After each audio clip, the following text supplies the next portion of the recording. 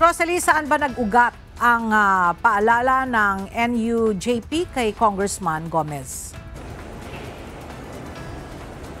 Ella, nag-ugat ito sa pag-post sa kanyang social media page ni late Representative Richard Gomez na mga screenshots na mga mensahe sa kanya ng ilang mga kawani ng media para kunin yung kanyang panig sa issue ng isang flood control structure sa kanilang lugar.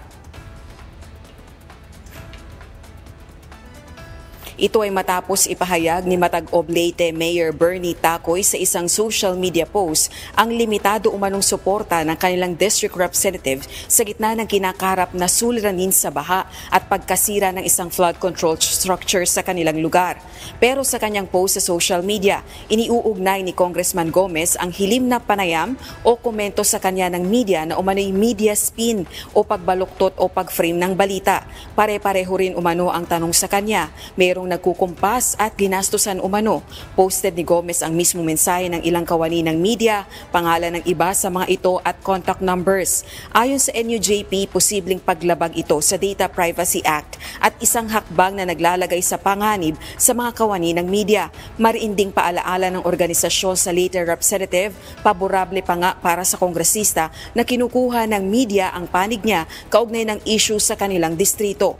Ito ay dahil may tsansya siyang tugunan ang mga aligasyon sa kanya ng Matag-Ob Mayor.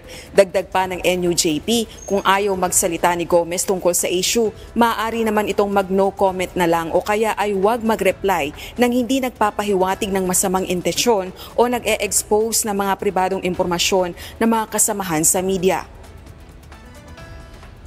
Ella, hanggang sa mga oras na ito, wala pang tugon si Congressman Gomez sa mga hiling sa kanya na makapanayam siya kaugnay ng mga isyong ito. Ayon naman kay Bicol Saro Party List Representative Terry Redon, chairperson ng House Public Accounts, posibleng maging subject itong flood, nagkaroon ng damage na flood structure sa distritong partikular sa Leyte.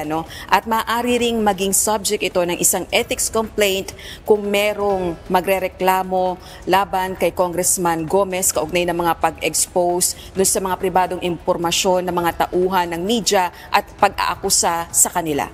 Balik sa iyo, Ella. Maraming salamat, Rosalie Coz.